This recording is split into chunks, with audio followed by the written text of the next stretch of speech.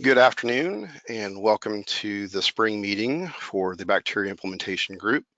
I want to thank you all for taking the time to join us today. I look forward to working with you as we move through today's agenda. I encourage you, if you have time, to provide comments as well as ask questions. On that note, I do want to extend this presentation over to Andrea Tantillo, who is my colleague here at H-GAC, to run through how to provide questions and comments.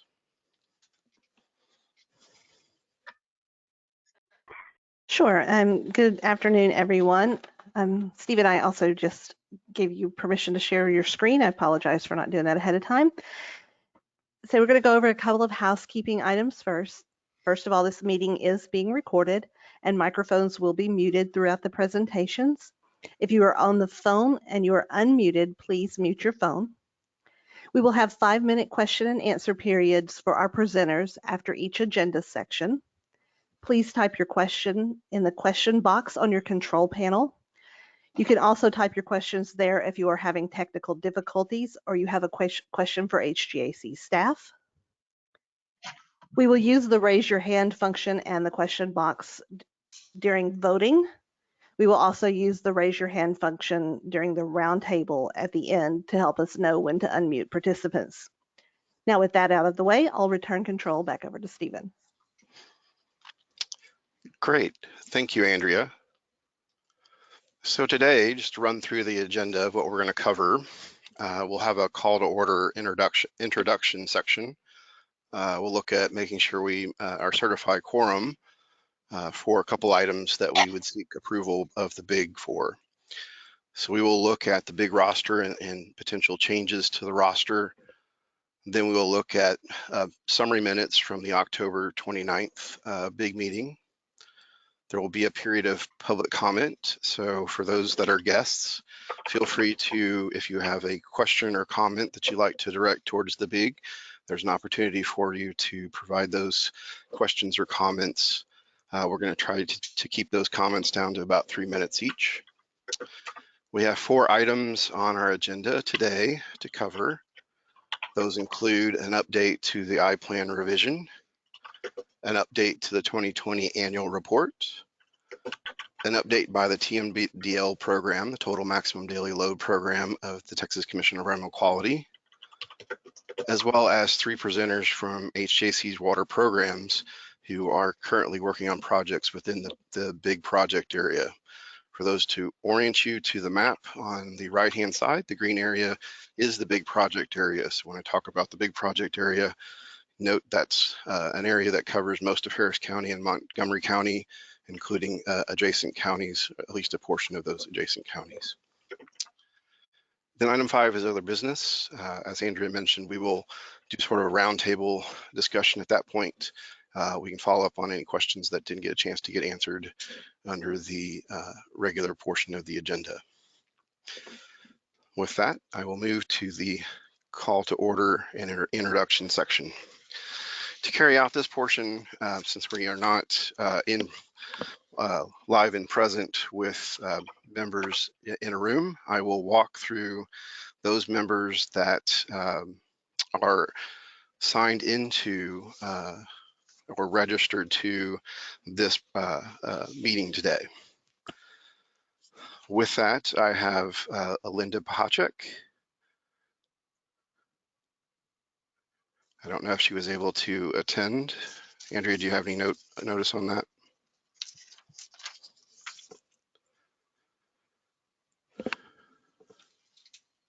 I don't see her in the attendance list. Okay, Jim Robertson, if you'll wave your hand or note in. He's here. Okay. Tom Douglas. He's here. Sarah Bernhardt. She is here. Scott Tuma.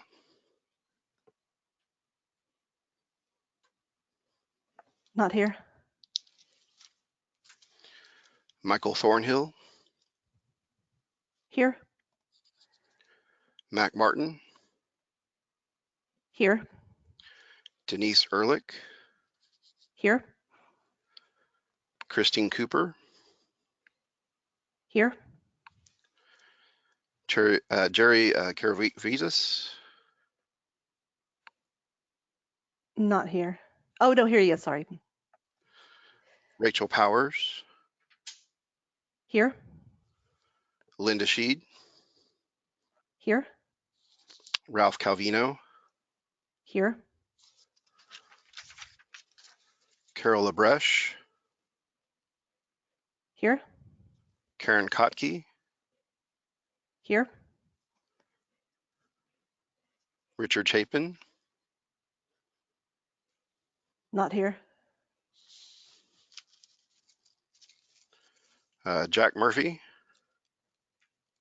Here. Patrick Reitmeyer, Here.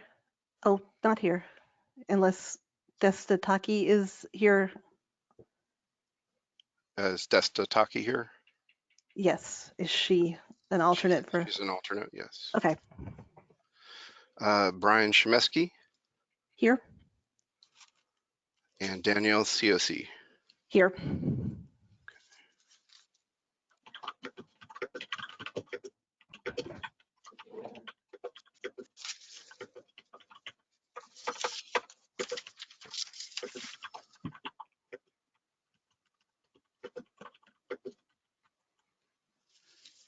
With that, I do count that we do have a quorum. All right, thank you all for your patience as we walk through that. As I mentioned, we do have a quorum, so we will move on to the review and approval of the big roster. We do have some roster updates.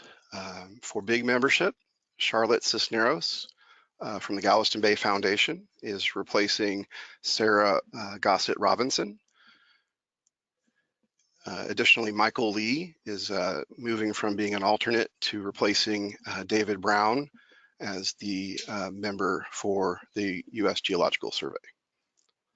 Are there any additions to the big membership? We will be tackling alternates next.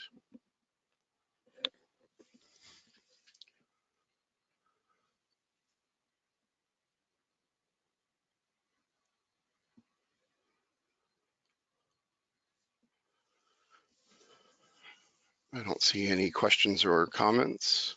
Mr. Snoza had his hand up. Okay. I think that might have been to make sure we saw that he was present, but he may have also had another question. If you'd open up his mic. Sure. I don't have any questions. I just wanted to make sure that I was counted as alternate present for Catherine Elliott, Urban County. Okay, Robert, I do have you marked then. And just to let you know, I will get a list at the end of the meeting of those that were present. And so I would mark her as present with you as the alternate for her. Thank you. Stephen Scott Jones also has his hand up. Okay. Hi, yes, I just wanted to let you know I was here, and Charlotte couldn't make it today, but you're correct. She wants to be the GF rep.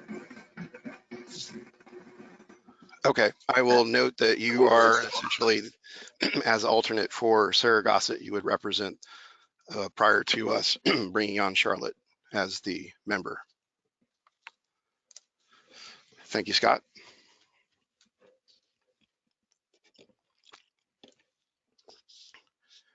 Any additions?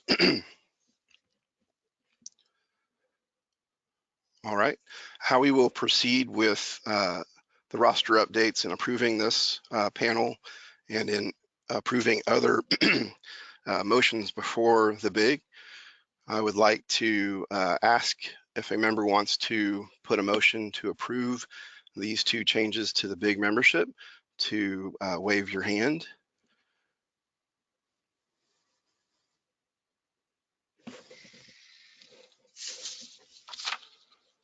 The first one I saw was Tom Douglas. Okay.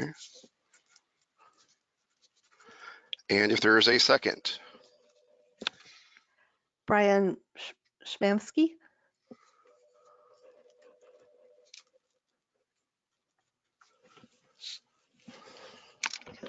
All right, hold on one second.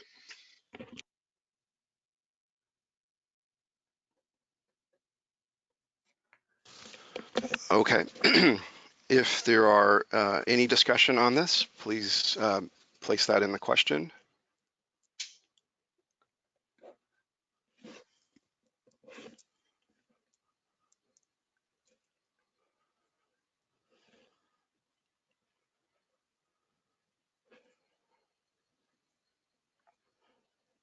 Do we have any? There are no comments and no hands raised. Okay, we will then proceed with approving of the motion. To do so, I would ask that if there's any who would like to not approve the motion to accept these two changes, to wave your hand first.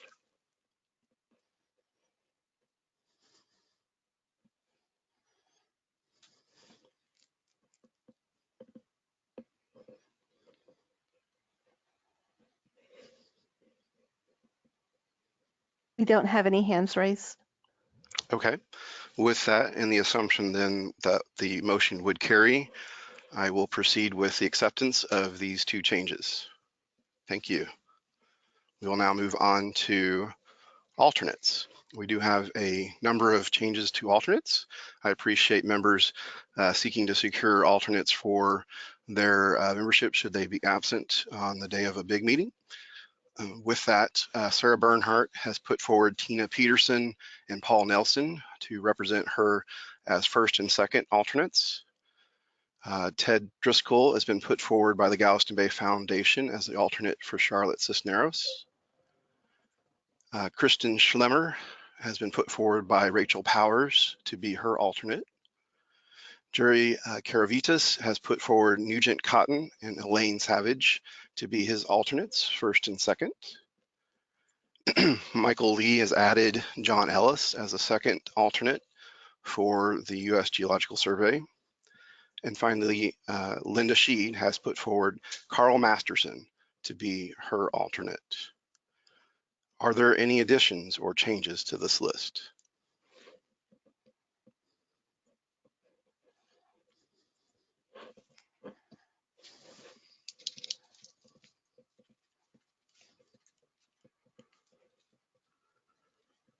Stephen, I don't see any hands raised and there are no comments in the question box. All right, at this time, I will accept a motion to accept or approve these updates. Carol LaBreche.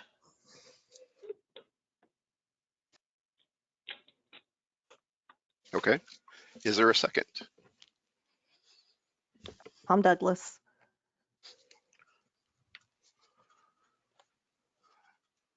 And is there any discussion? Again, do that via questions, please.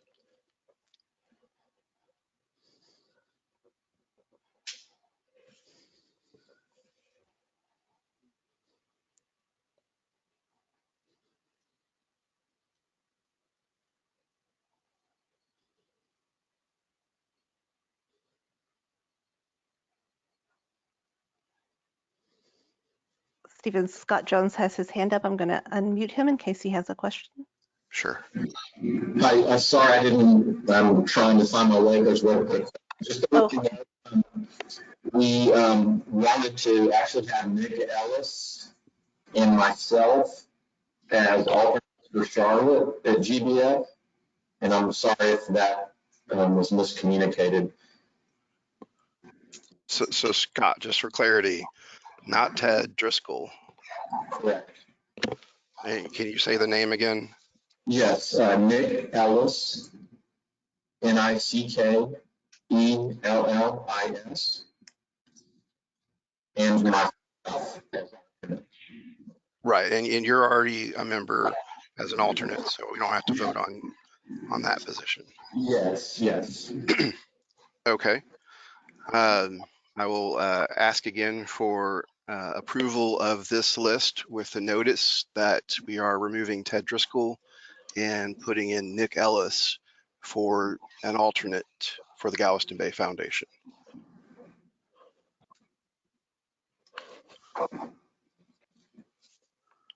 You were looking for another motion? Correct. I would like us to see us go ahead and redo the motions. Ralph Calvino, Okay. And do we have a second?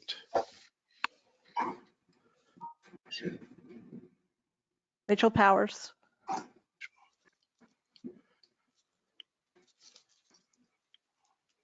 All right. Do we have any additional comments or discussion?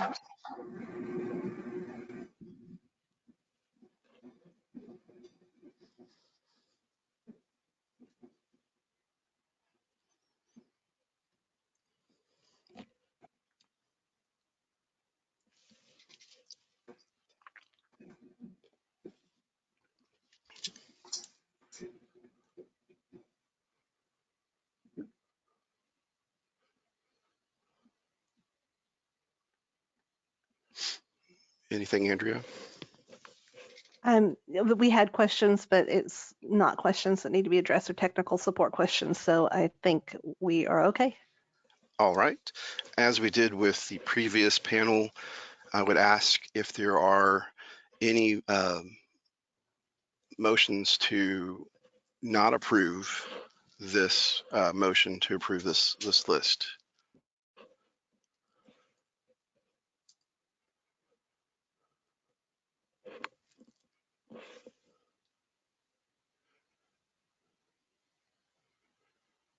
There are no raised hands in objection. All right, not hearing any objection, I will assume that the BIG will approve this list and we will move forward. Thank you. Up next is a review and approval of the summary minutes. I should have mentioned at the beginning, there are handouts. If you see the link on the right-hand side of your screen, it should say Big Spring Meeting Packet. If you'll click on that, in that packet, you will see the summary minutes for the October 29th fall meeting of the BIG. I will ask you to take a few minutes to review that.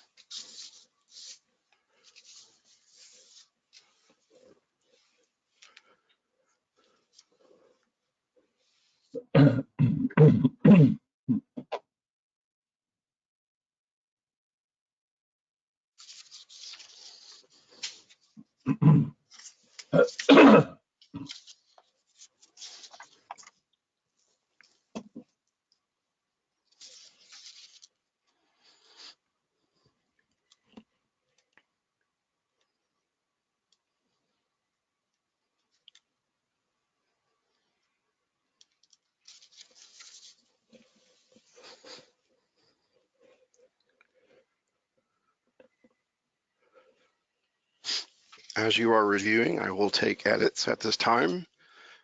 Please place those in the comments or question box, please.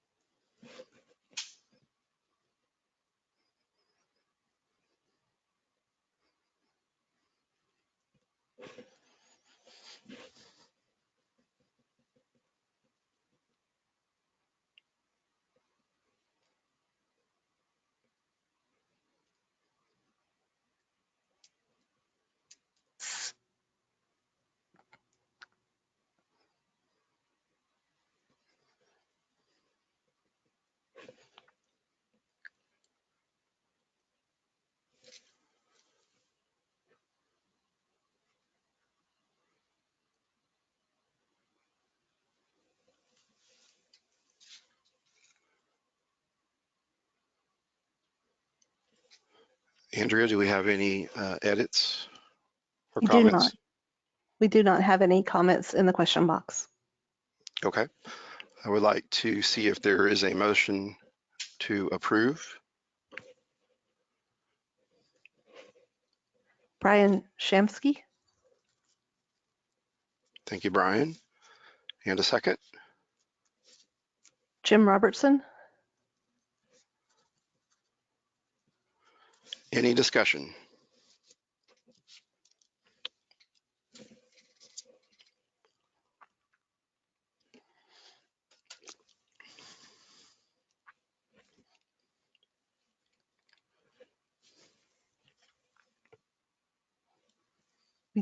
we don't have any hands raised or any questions in the comment box.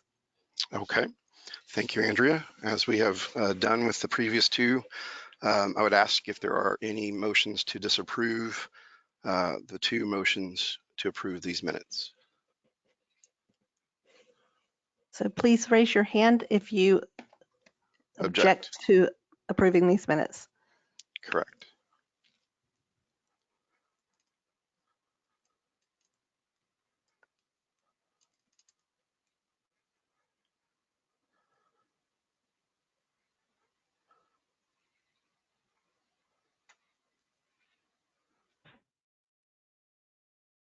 You have one hand raised. Okay. Did the person that raised their hand wish to make a comment?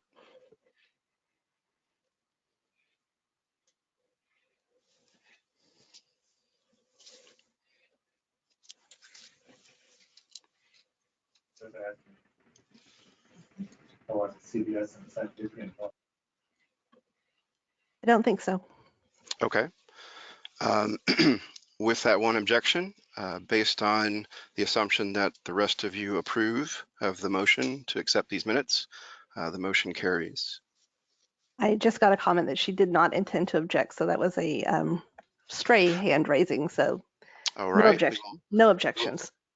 Thank you, Andrea. We will proceed with consensus then that the motion carries to accept the summary minutes.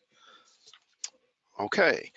With business out of the way, I'd like to open up the public comment period and welcome comments from guests to the meeting.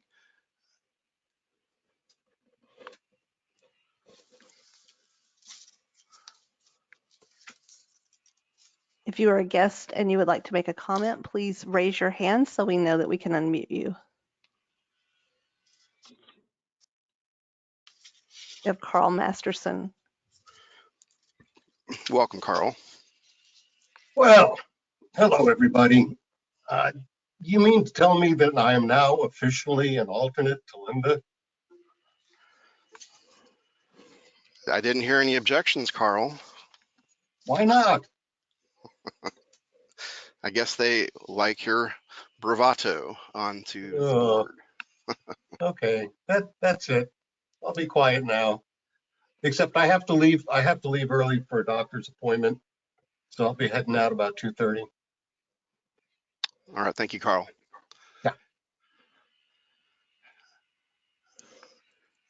Other public comment.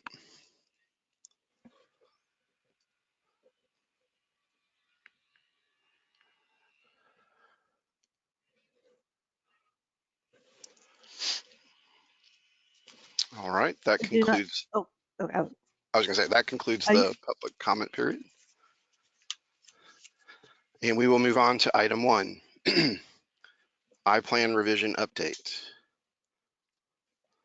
All right, I will be providing the I-Plan revision update. I will be covering stakeholder survey results, an update to map and data revisions for the I-Plan, as well as a timeline. For those guests that may not be familiar with the I-Plan, and I'm talking about the implementation plan to address the total maximum daily load for fecal bacteria in the Houston region, that I-Plan was approved back in January of 2013. So we were past the 5-year mark, which is traditionally a period where you want to start looking at how the I-Plan has functioned in terms of implementation results to see where there are measures that have stagnated or have not been implemented, to determine why, and to look forward in terms of how you'd want to progress with the implementation plan and hopefully improve implementation going forward. So we're currently revising the implementation plan at this moment. To help with the revision process, the BIG was asked to fill out a survey, and particularly this went to the coordination and policy, which is includes both BIG members as well as additional stakeholders. So it's a little bit larger than the 33-member BIG list. In addition to their alternates, it would be other stakeholders that have interest and have supported their attendance at the coordination and policy work group. So they were invited to participate in listening sessions, and we had 22 listening sessions. Essentially, it was a one-on-one meeting between myself and the stakeholder that was interested in the listening session. Also, surveys were sent out, and we'll cover those surveys in terms of the results today. I received 10 surveys at the time of drafting this presentation, so I'll cover those results. There's still time to submit surveys going forward for those who have interest in doing so. Some general thoughts on the surveys and the listening sessions. Most have been positive about the role of the BIG and the I-Plan with regards to bacteria reduction in the watershed. There was interest by the stakeholders in terms of increasing participation, both including members at meetings, work group meetings and the like, as well as reaching out to stakeholders to expand the brand, so to speak. Additionally, stakeholders expressed interest in expanding the role of research, finding ways to fund additional research as well, and to look to make data, where possible, more of a driven feature within our implementation effort. Stakeholders expressed a need for clarity with meetings and accountability for members. This reflects on the need for members' participation and feeling a part of the effort. They'd like to see the BIG as a brand be expanded out so that more are aware of what the BIG means, Bacteria Implementation Group, and what that means in terms of implementation and who is involved in implementation. Finally, as we are looking at prioritization, where we spend funding, where we'd like to see effort be spent in implementation, consider socioeconomic data as part of that process. Look for areas where impaired waters are found, and for those that are not familiar, the impairments are at an assessment level or assessment unit level, which is a small geographic area within a given watershed. And so look for ways in which socioeconomic data can be used to perhaps drive effort to improve the water quality in that assessment level. We'll talk more about AUs in just a moment, assessment units in a moment. So looking at the I-Plan survey, it was really split in three different sections. One was focused on the implementation plan itself. 8 survey questions for this part of the survey. Overall, implementation of the I-Plan was considered positive, as I mentioned prior to this. Success was thought to be through tightened permit limits on wastewater treatment facilities, providing the BIG itself providing a regional assessment for bacteria as well as implementation efforts, and then outreach and awareness. The stakeholders, as part of the implementation effort, have spent a lot of time and funding on outreach and awareness to the issue of bacteria. The stakeholders expressed desire to see greater emphasis on research, as well as outreach specifically to decision makers out there. Finally, again, the expression of greater data to support decisions that are made, whether it's prioritizing our efforts, prioritizing the individual actions or activities that are carried out. Role of the BIG. So we focused 13 survey questions on the role of the BIG. In general, the members felt that the BIG was a proactive implementer in the region. They'd like to see more accountability by members. However, they saw a strength in the diversity of stakeholders. That diversity, though, provides some weakness for the BIG in terms of building consensus. It's a challenge to get 33 member organizations. And again, there's a larger subset of stakeholders out there past those 33 members in terms of maintaining attendance at meetings and work groups, as well as getting progress reports from those stakeholders. The meeting structure, they felt that the spring meeting is focused on best management practice, implementation, tech transfer, lessons learned, that kind of thing, an opportunity for a progress check. The fall meeting is really an annual report time, looking at data and progress of implementation. For improvement towards meetings, stakeholders expressed the need for updates to the BIG to come from work group members.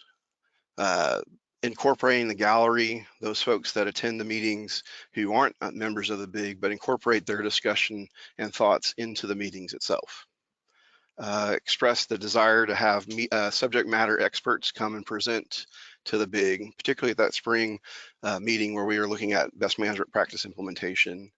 And finally, complete reviews for items such as the annual report, have those completed prior to the big meeting so that the focus is really on approval of that document and moving forward. Roles of HGAC and BIG members. There are 13 questions for this area. HGA's role, according to the BIG, is for coordination and facilitation of implementation and to provide accountability, to encourage member organizations to be accountable to the implementation plan and actions of the implementation plan, to look for opportunities to speak as well as engage in outside meetings, again, keep members accountable and assign tasks. And I took note of that, and we'll be working with the BIG to carry forward on that. Member roles. So responses were primarily from those that were a part of stormwater and wastewater. They felt comfortable with their current role, but would like to potentially explore how maybe a cooperative effort working together with others could potentially help improve or expand implementation. We'd like to explore how that would work. So we'll work on that in coordination and policy meetings. Additionally, funding, again, focus on research, where those opportunities lie.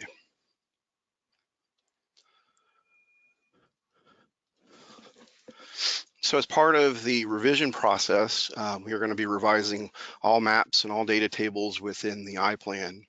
The overall endpoint is December of 2019 in terms of bringing all that data forward. We like to be able to provide comparisons between 2013, again, when the implementation plan was approved by the TCEQ, Texas Commission on Environmental Quality, to that of that endpoint, when and where possible. Not all data sets lend themselves to comparisons, but where we can, we'd like to be able to do that. Provide that assessment unit AU level assessment up to a segment level assessment. So that we're not just looking at the broad project area of the BIG, but also being able to zero in at a more granular focus. Because I know there's some certain organizations that maybe don't live at that higher level and would rather focus on their watershed and provide analysis at that watershed level so that they can take that information to their boards and to the other organizations that they represent. Again, include socioeconomic data where appropriate and opportunities are available to us. And then finally, just to let you know, we are working on that currently, and we plan on sharing that at the coordination and policy meeting that we'll be scheduling in July. And just a reminder, we will open this up for questions as we get towards the end of each segment. So when we get done with item 1, we will open it up for questions and comments. So finally, looking at the timeline, we will have technical work groups and coordination policy work group meet in July. We will bring the new data and maps to those groups and engage in a discussion of those sections germane to the work group. with a focus of trying to tease out any issues or concerns or direction for that revision for that implementation part. In August, we will take that information that we've gleaned and build out a straw man for the implementation plan revision and take that to the coordination and policy meeting. There was a request to bring it in sort of a staggered fashion. So we will look at bringing it out as technical reports from each of the different areas, whether it's wastewater treatment facility and sanitary sewer, or it's on-site sewage facility, or agriculture. We'll bring each of those sections out over time during the month of August so that folks don't feel overwhelmed. Additionally, when I did the one-on-one listening sessions, I encouraged members to say, hey, I'm interested in this section of the I-plan, because I'd have them focus on that. So I did get some comments of folks that would like to do that. So we'll proceed going forward with that. In September, there'd be a second draft provided to the coordination policy for second reading, and we'll follow up with technical work groups as needed in August and September for any concerns for a particular topic. This speedy timeline, October would be the third draft, third reading for the coordination policy.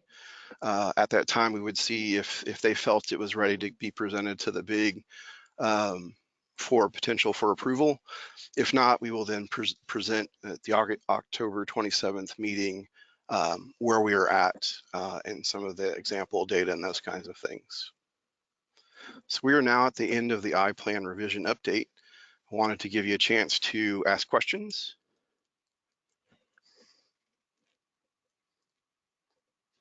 And again, wave your hand or provide a question in the question box. Stephen, we have a question from Tom Douglas. In the SSO density map, the legend refers to SSO permits. Is that correct? Yes, so the data that we used for that is related to, yes, it would have been those permits. So we don't have the sphere of everything, but those would be related to SSOs that are reported by those entities with permits to the TCEQ.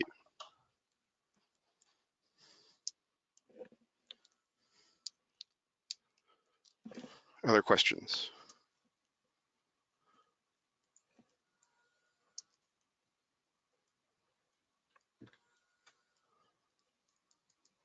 I don't see any hands raised or any additional questions in the question box. All right, if something comes to mind as we go forward, again, when we get to the roundtable, there'll be another opportunity to ask questions about this topic. All right, we'll be moving forward to the 2020 annual report update. I will start off this update, and then we will hear from Bill Hoffman and Lisa Montemayor. So first up, just to let you know, we're kind of the same place as we are with the I-plan revision. So we are looking at updating the data, whether it's a sanitary sewer overflow, SSO, or discharge monitoring reports that we get from wastewater treatment facilities, ambient data, and then local partner information that's given from our local partners on the things that they're doing to implement and things that they did in the calendar year 2019 to implement. I need to make that clear that the 2020 annual report is really a reflexive report looking back at things that happened in the January 1st to December 31st, 2019 period. So that's the type of information that we try to get from our partners, as well as the data that we look at is primarily for that period of time. We will incorporate anything that was learned during the listening sessions. As part of that survey process, I did ask for organizations to look at what they may have carried out in 2019 and to provide that in the spreadsheet that I gave them.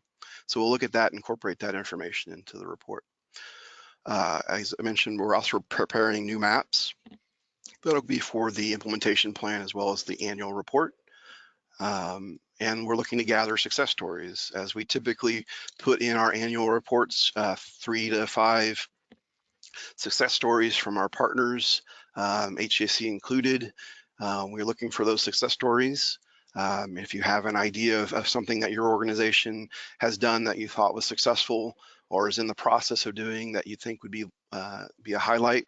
Again, we use the annual report as a technical piece, but also an exhibitory piece, I'm sorry, to provide to our partners, to share with our stakeholders, to let them know of things that are working to reduce fecal bacteria. And so we'd like to highlight success stories that you might have. And so if you do have them, please reach out and share those with us. One of those success stories that we've come across is the City of Houston and their N4 program. So sanitary sewer overflows, we use those that reported data to see how we're doing with relationship to excursions, wastewater excursions, things that have gone away before from the collection system before it's made it to the wastewater treatment facility. So we look at that data to see how we're doing. If we are looking at expanded number of SSOs, then there's a concern there that we potentially need to address. And so certainly in the implementation plan, there's an area for sanitary sewer overflows and how we address that. One of that, again, is the reporting part of that process. And we've seen some challenges with the SSO data, and I've asked Bill Hoffman to expand on those challenges for you and kind of set up some of the benefits that the City of Houston is doing with their N4 program, sort of a response to providing reliable data that can easily be discerned. And so we're going to move over to Bill Hoffman at this moment. Good afternoon. Well, as Stephen mentioned, and you all know, H-GAC has been working with SSO data for the past few years. I don't recall the first time we presented these data in a report. I think it was 2014, but I'm not certain. In the beginning, we were getting data from the field office and from the City of Houston. The field office provided us everything in Region 12. And originally only in the big, I believe, except those permittees, the City of Houston permittees. So two data sets had to be combined. The format was different. It was a little bit challenging and gave me quite a bit of extra gray hair. In the last couple of years, we've been getting data from the central office in Austin, TCEQ. And that data is in a more consistent format, although there have also, of course, there have been some necessity for changing our process in order to use data with different variable types, different field names, and so forth. So, and one thing which the TCEQ data has is a standardized cause code. Now, before we were using TCEQ data, and for the older data still, we had to standardize causes in order to be able to make quantitative and qualitative comparisons of what was driving the SSOs in our area. And that involved some text mining algorithms where we tried to ferret out the most important presumed cause of the SSO from a description of the SSO provided by the permittee.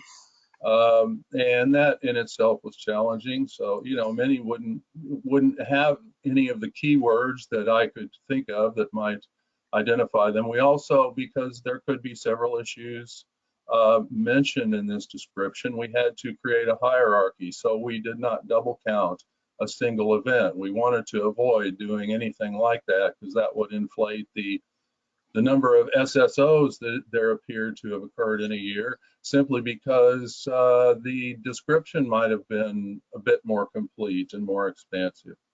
So moving forward, one other aspect of the data processing, which is closely related to not double counting, is to remove any duplicate records that might be there. I don't recall there being a lot of issues with that in the older data we used to get, but due to the structure of the TCEQ database, we're getting a lot more duplicate records in the data that we are being provided and that we import and analyze.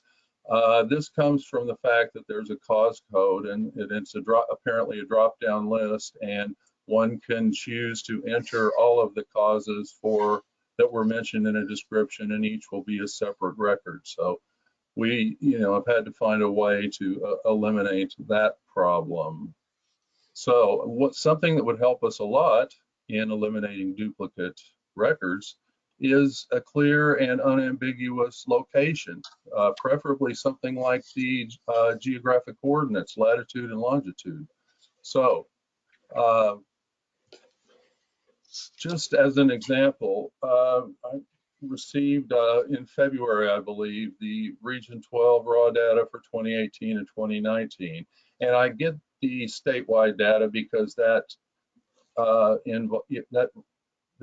a few other regions that we analyze, we need data for the big, because there are some permittees that kind of straddle the regional boundaries. So rather than ask TCEQ staff to do a number of separate queries, it's just as easy for us to separate it once we, at our end. So in the last data set we got, which covered both years 2018 and 2019, there were almost 13,000 records. Roughly 5,000 of those were for Region 12. For the math folks, that's about 39% of all the records, I would say, in the state come from Region 12. There's a permit field in there. I have permits in quotes because it's actually List O permits. That's its actual name, apparently. And it includes every permit that the permittee holds. So that could be a sludge disposal permit, the stormwater permits, a variety of things. So again, you want us to use some text mining tricks to pull out a single number to use for our analysis. And in this particular data set, the permit field for 177 records was blank. That's just for the Region 12, by the way. And in those cases, we just delete those from the analysis, as we would if there's no date of the event. We delete those. So hopefully we're not losing too much information that way. Anyway, after cleaning this up, going through the lengthy process of removing duplicates, standardizing causes, and so forth, out of this 4997 records, we had 3463 unique records. We believe they're unique because we didn't have a key bit of information we needed, which was the location. It's likely that actual events that were not duplicates were removed because they occurred in the area served by the same permittee on the same date, and there was minimal information to use to separate it from other things reported in that manner. Okay, now often something like an address appears in a field called the source. It's a partial address at best. It doesn't include a city name or a zip code, which is what our GIS crew tells me we need to geocode things automatically. So I tried to make a categorization of what we find in that source information, and there's a partial address. Not in every case is this an address. This basically means it begins with a number and has more than 2 words, including the number. 3664 of the 4900, then there are a number of other things. In some cases, it just identified the permittee, sometimes just the materials, like sewage, for instance, was a common one, but only in 6 cases. It might just have the name of the wastewater treatment facility, which could be where it occurred. It's not always clear. So this shows kind of the change that occurs as we go through processing. Now, this is going to be a little bit misleading because these 2 causes, this is the list of cause codes that are available for I believe it's the regional office staff to select as they enter the SSO data. We never created a category for analysis for corrosion by itself. That would end up as some sort of equipment failure, I believe, or for intentional discharge. That would probably get classified as an I&I event. But in any case, 300 records from the 2019 data, and I should mention there's a lot fewer reported SSOs in 2019 than in 2018. So 300 were removed. So that's roughly 15%, I believe. Well, actually about 20%. So anyway, so as I said, accurate location data would help me a lot in removing some of these duplicate events efficiently to avoid double counting. Or as I said, right now I'm removing duplicates a little more aggressively, and I'm probably erring in the other direction. One could say that's on the side of caution, but it has been applied to the total data set, not just the most recent data that we've received. So, and accurate location data has a number of benefits. I mean, we could easily map these specific locations of all of these SSOs, and although the individual permittees probably have a good idea where these things are occurring and what might be driving them, if they're going to be addressed, discussed, considered in a forum like the BIG, it helps to have a more global view. And being able to map them all on one large map would assist that, I believe. So it might also identify some areas where maybe infrastructure needs attention, perhaps. It would additionally allow us to more closely connect it with the water bodies into which the overflowed sewage might eventually flow. And often we might be able to see the impact in the ambient data, although common sense tells us there's going to be an impact. In some cases, there may not be. It depends on a number of factors, but one could at least make an attempt to do some more sophisticated statistical analysis of that. So, and as Stephen mentioned, the city of Houston has worked to develop a mobile app, which their staff are going to be using in the field so that they can enter not only the information about an SSO they're investigating, but capture the latitude and longitude of the event for their database. So with that, we'll transition to Lisa Montemayor. And as we transition to Lisa, if there are questions for Bill, please provide those right now. Do you want them asked right now, or do you want to hold on to them until after Lisa? Well, I'd say let's go ahead and have questions for Bill if there are questions. Okay, sure. We have one. Are the duplicate SSO entries actually duplicate entries, or are they repeating SSOs? I'm not sure what if you mean by repeating SSOs, an SSO that lasts more than, that's an ongoing SSO. I've seen both. I've seen one, and I don't recall where it was from. Might not even have been in the big area. I don't believe it was, where it looked like it lasted several weeks, and a record was entered every business day. So there were 5 records for each week. And finally, there was an end date and an estimate of volume with the last record. So it can be both. Now in the database, the TCEQ's database, it would be not unusual to see duplicate records, but each record would have a different cause code. So by record, I mean a row in the database. So we see both types.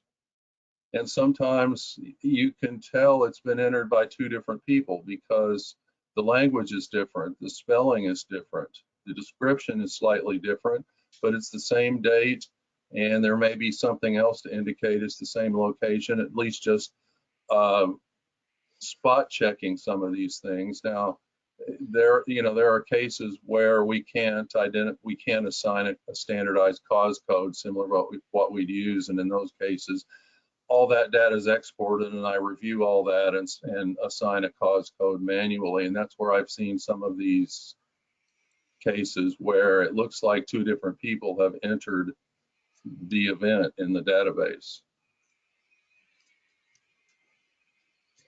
Any other questions? Does that answer your question, Rachel? I think it does. Yes, it does. You can go ahead and make your comment. This is awesome. This is really wonderful stuff. It's just like, oh, I'm nerding out on it. I love it. Thank you so much for all of your work on this bill. I really can't wait to see what else comes out of this effort. And I would love to try and help make the database, I'm doing air quotes there, that TCEQ keeps more rigorous. I'd love to help you do that if I can. Yeah, well, let me clarify. I don't want to really criticize their database, because for the purposes it was probably designed for and what it's used for by TCEQ, which is to pull information prior to an inspection or for a desktop inspection, these problems I'm mentioning don't necessarily arise. So it's just, you know, it requires a little more tweaking for us to analyze the data that's in it. And just today I've had a thought about how to deal differently with these cause codes going forward. And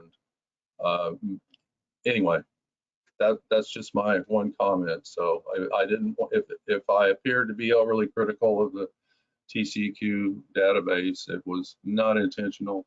So thank you. Thank you, Rachel. Other questions for Bill?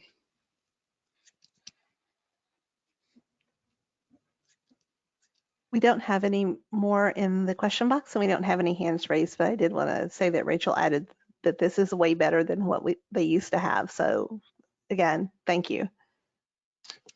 Thank you, Rachel.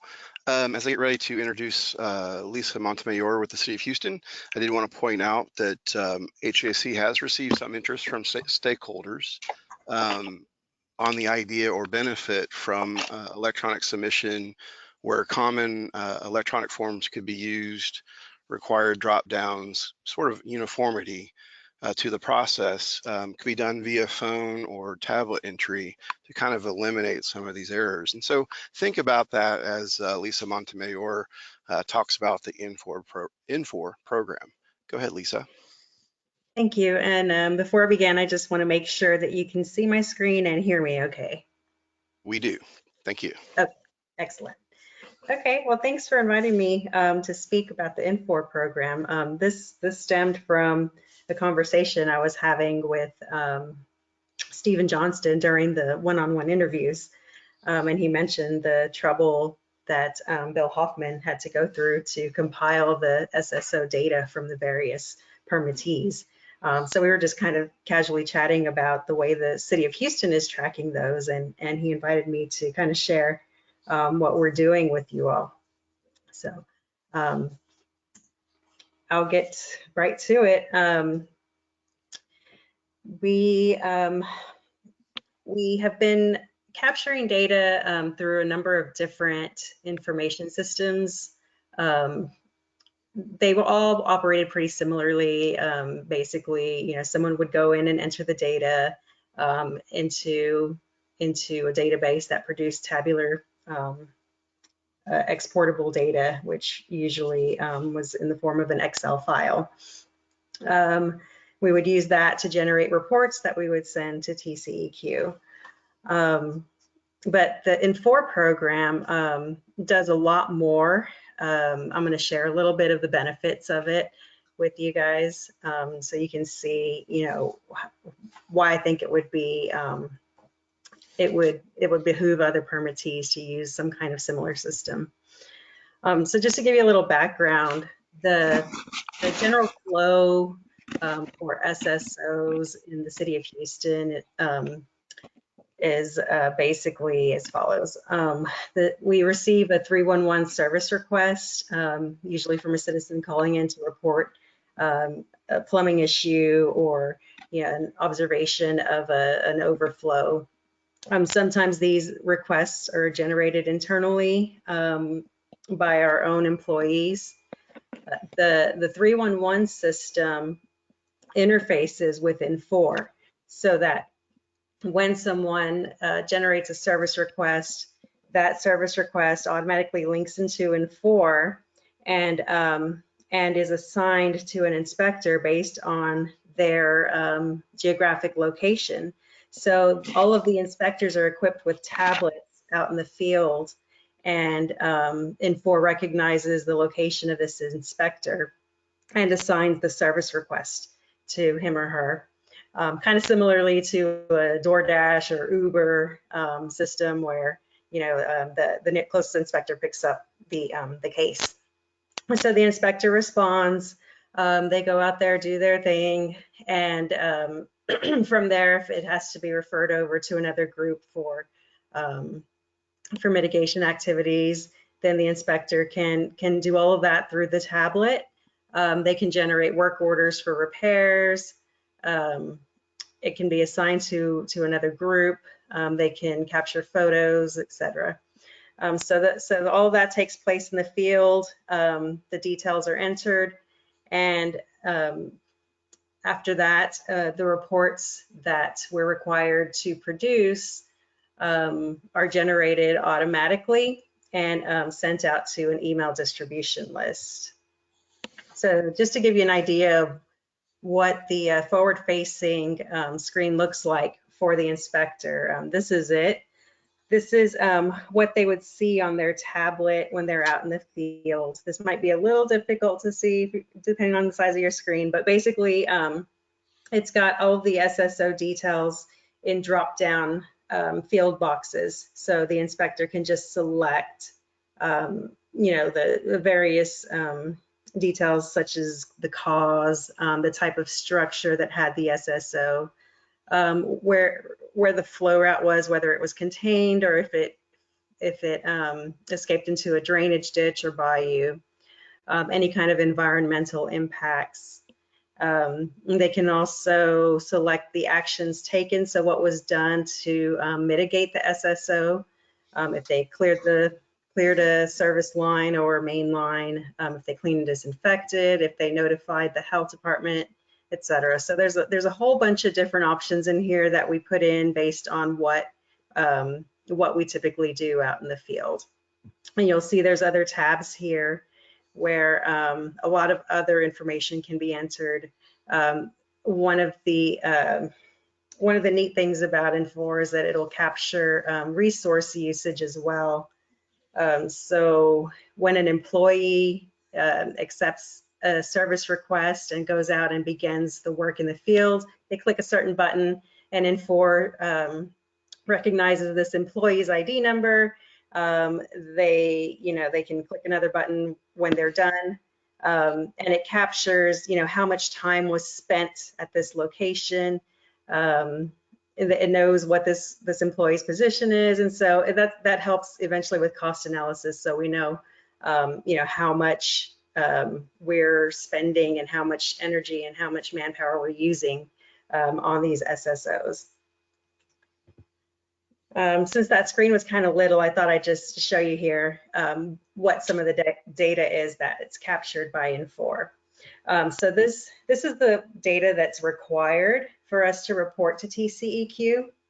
And so all of that, of course, is captured, but this is some additional data that Infor can capture as well. Like I mentioned, the resource usage, it has a capability to actually take the photos and upload them to the service request file. So they're all in one place.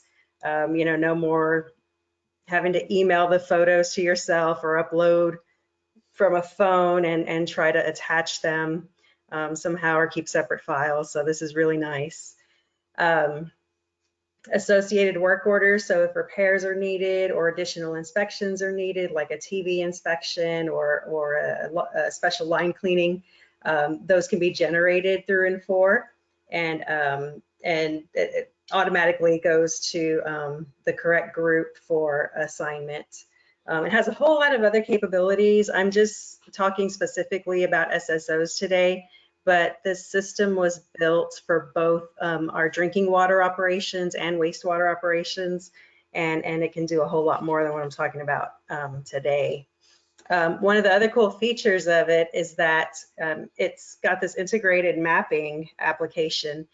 I don't know how many of you are familiar with the City of Houston's GIMS system. I know some folks from the Bayou Preservation Association use it pretty often to look at the storm lines that are feeding into our waterways.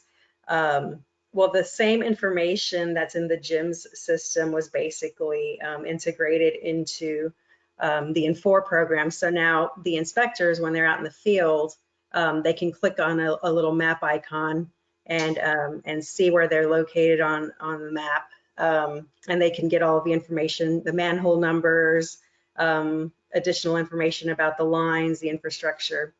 And so all of that is here in one place. So they don't have to go to an external source like GIMS to look up the information.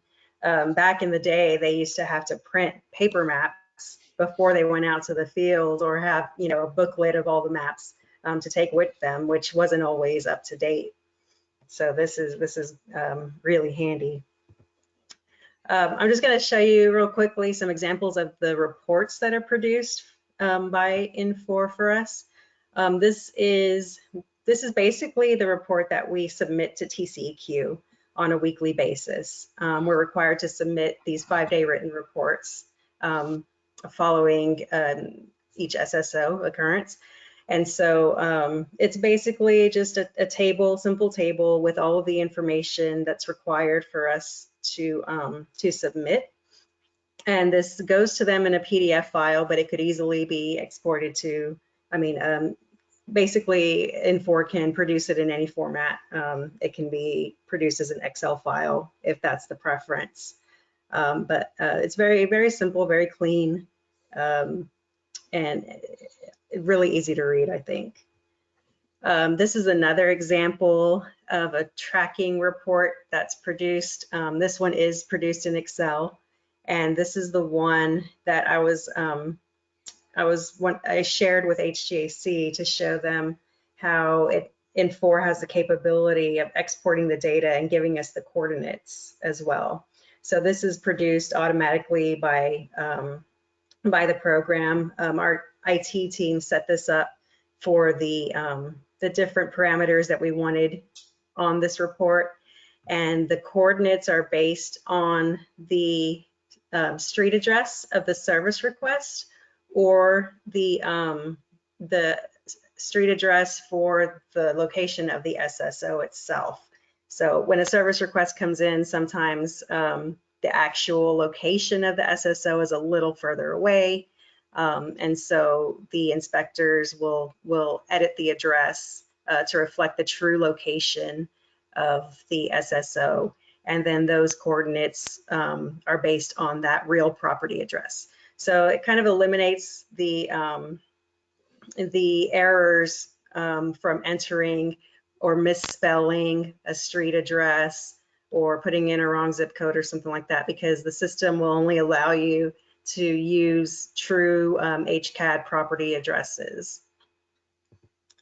And this is really kind of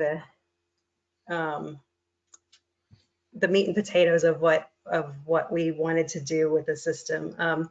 So the system, when it produces the Excel reports, we can then use those to create apps such as this one that allow us to do real analysis. So this might look kind of familiar. I know H-GAC uses ArcGIS Online to create a lot of their apps.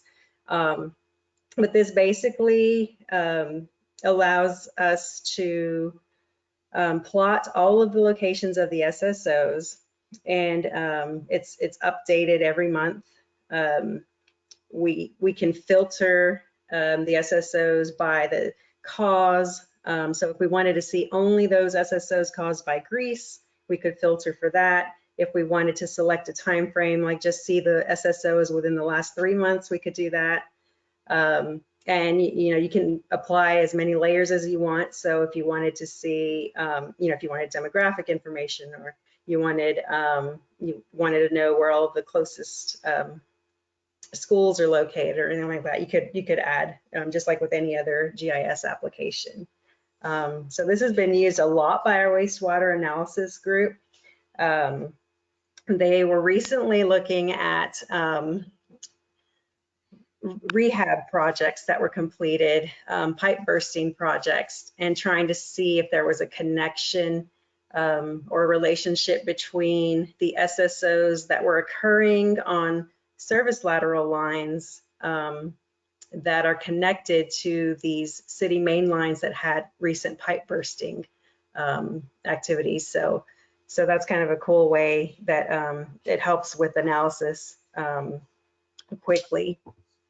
And this is one last thing I wanted to share, which is not necessarily related to SSOs, but I thought it was pretty cool because Infor allows us to also analyze how we're doing with respect to response times. So since all of the resource usage is captured, we can use that information in Infor with Power BI to generate these dashboards that allow us to see, how well we're doing in responding to SSOs. So the City of Houston has a goal of responding to every report of an SSO within 4 hours and no longer than 8 hours. And so we pulled this data and we're able to see, okay, how well are we doing? What percentage of the time are we meeting that 4-hour window? How often are we meeting the 8-hour window? We can filter by quadrants since our teams are based on 4 quadrants in the city. We can see if there's one team that lags a little behind the others and maybe reallocate resources to those teams. So I thought that was really cool. So like with any other software program that we've adopted, we've had some challenges. Of course, there's always resistance to change. The last system we had, I think we had for a few years. People were just getting used to it, and now all of a sudden they have to learn a new system. We've had, we still have people out in the field that aren't really tech savvy and don't like the tablets. So there's been some challenges in getting them to use them. We've had a few glitches here and there. Our IT team has had to work on. Some of the functions, we discovered after we started using it that we wanted things to be a little bit different, but unfortunately, after a system's built, there's very little that can change about it. And so you have to wait till, another phase before you can really make those big changes. But overall, this is a really highly developed system. It has a lot of capabilities and that we're just kind of scratching the surface on. So I think it's going to help things ultimately be a lot more efficient for the city, and hopefully it will allow us to produce the reports that in a format that will help TCEQ and H-GAC to be able to do more analysis. So with that, I will leave it open for questions. All right, thank you, Lisa. Any questions for Lisa? Sure, we have a handful of questions. I'll go ahead and start asking them. It's the fun part of this is you could ask questions along the way and then we can have them all ready to go at the end. So if anybody else has any more questions while I'm asking these, go ahead and type them into the comment box. So first, Lisa, what does Infor stand for? Infor is actually the vendor name. So it's the company name is Infor. The system itself we refer to as IPS, which is Infor for public sector. But you could Google Infor and just look them up. It's just the vendor. Sure. Now, how does Infor relate to 311 reports? So 311 uses a system called Lagan. So when a person calls in, all of the information is stored in 311, the caller's information. This information is then transferred over to Infor automatically when the 311 operator selects the type of type of issue. So basically, if it's a general wastewater issue and they make that selection, then the system is built to interface with 311 so that that information is transferred over to N4. It still remains in 311, but now we can use N4 for collecting all of the information. And while information is being entered in real time, it's still interfacing with 311. So those updates are happening in 311 as well. So that if a citizen calls back to 311, then they should be able to see the latest updates. The operator should be able to see the latest updates that were made in N4, and they can share those with the citizen. And is this system publicly available like GIMS? No, the system is not. This is just an internal system for the city. Okay, does the information include problems on private property? For example, leaks in the service lateral lines? Yes, we capture that as well. So that's actually probably more than half of the service requests we receive end up being private issues. N4 does capture all of those.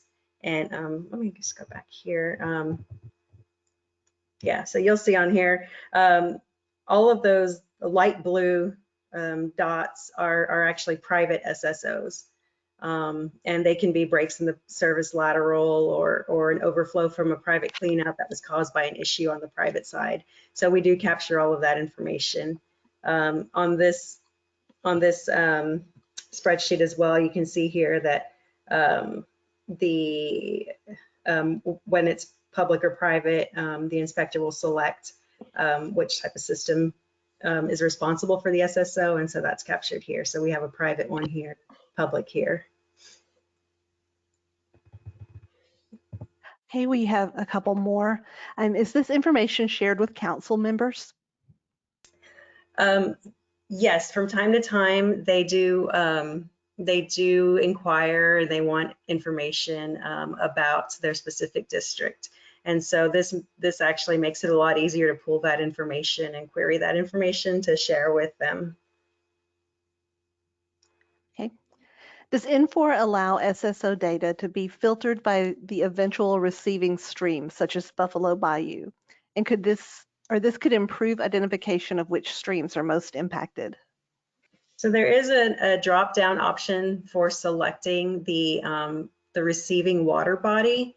Currently, there aren't a whole lot of inspectors that are going to that length to select the actual receiving water body, unless we have evidence that it got into the water body itself, or we have a fish kill or something like that. Then we definitely would want to indicate that. What it does do, though, with the GPS information, or with the coordinates, we could easily map these and overlap a layer, the stream layer from Harris County, or the watershed layers, to see, what water bodies would have been impacted.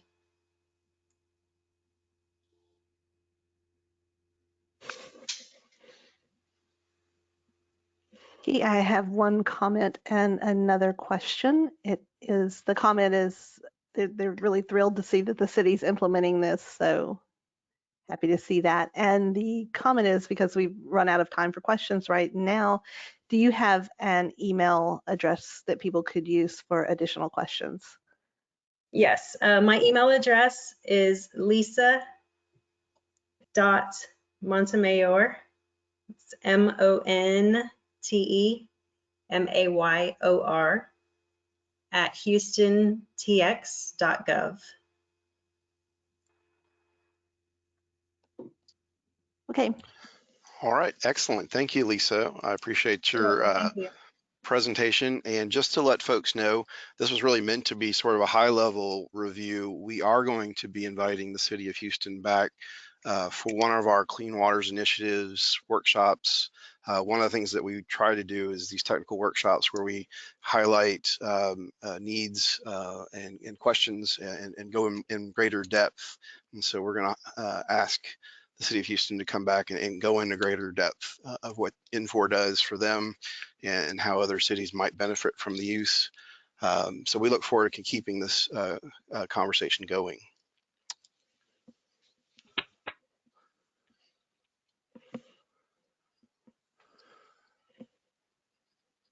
And Andrea, if you can give me my screen back.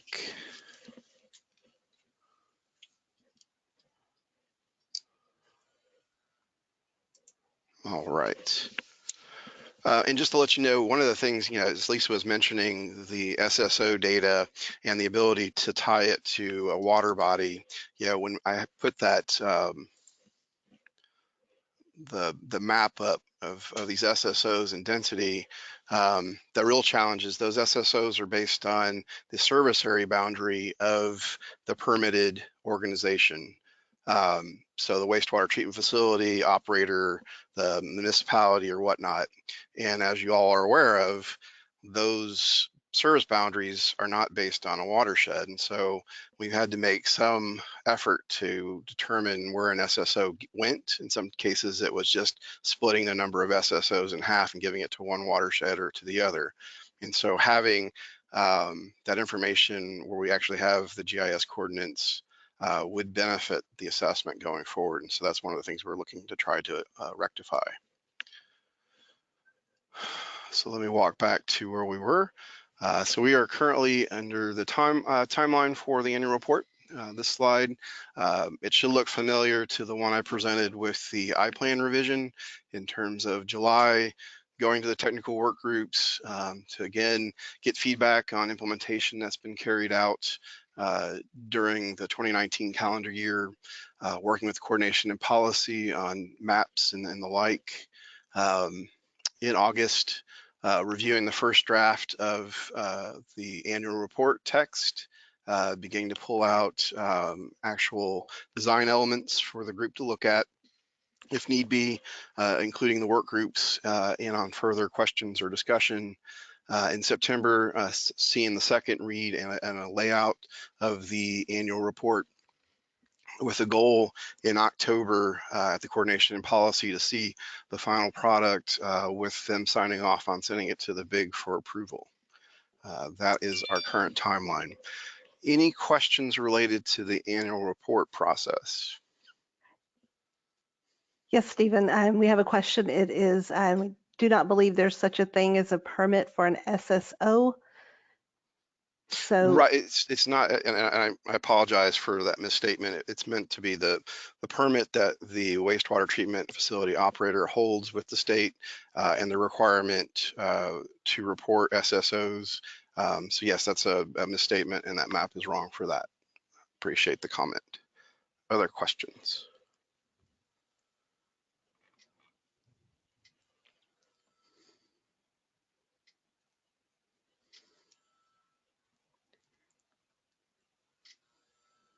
So there was a follow-up, is so the wording needs to be changed, and so Yes, and that map, we're not publishing it, so, but yes, as we go forward, we'll make sure that gets clarified and corrected. Thank you.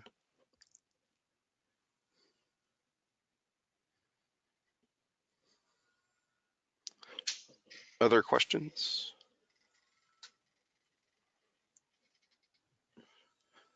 All right, not hearing any. And again, if we need to come back to questions, we will do that at the very end. Let's move on to the next item 3, the TMDL, Total Maximum Daily Load Program update. As we proceed to that update, I wanted to let the BIG know 2 TMDLs that we were talking about last year related to Brushy Creek and Spring Branch up in the San Jacinto watershed were approved by TCEQ. We will proceed with adding those to the I-plan revision in terms of incorporating them into the project area. So Mr. Jimmy Milliken from the Texas Institute of Applied Environmental Research at Tarleton State University is here on behalf of the TCEQ TMDL program to talk about work they are doing related to TMDLs and infill in the BIG project area. Jimmy, please take it away. Thank you.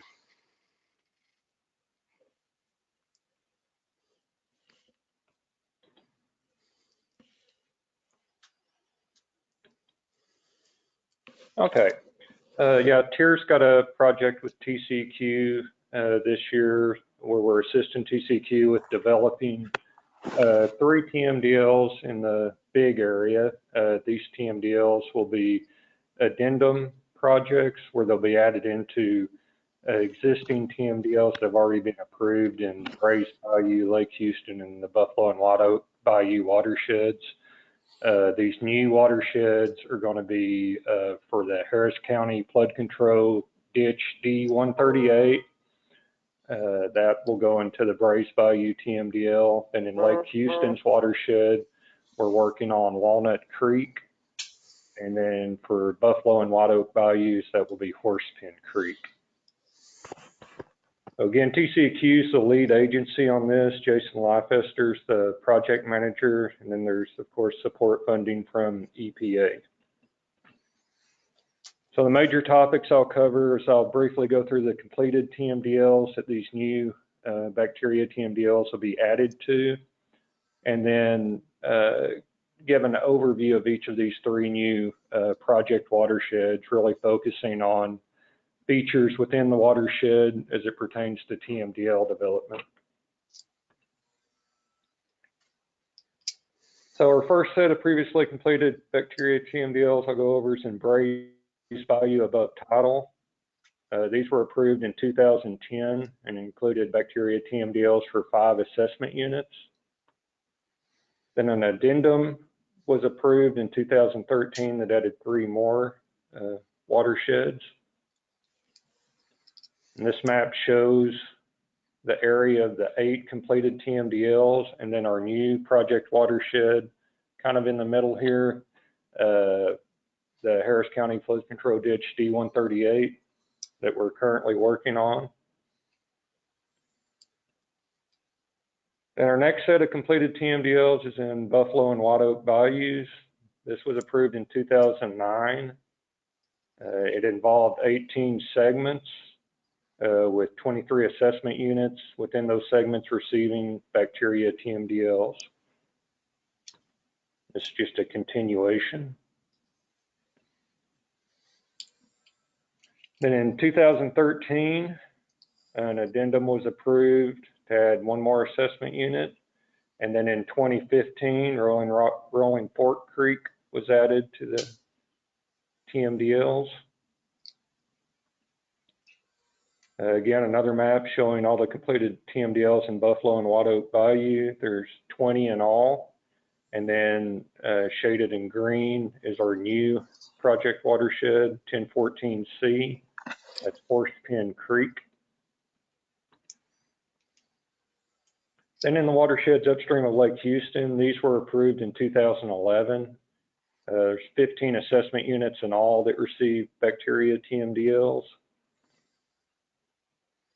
Then addendum 1 was approved in 2014 that added 6 more assessment units.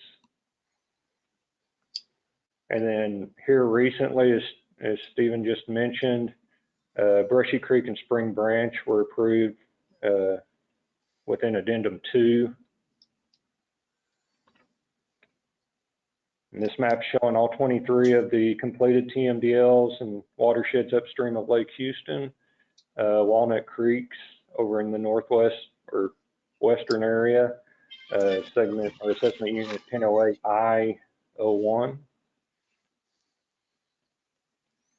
So going through the individual new projects, the Harris County Flood Control Ditch D138, again, that's the one being added into the Brace Bayou above tidal and tributaries once we get it completed.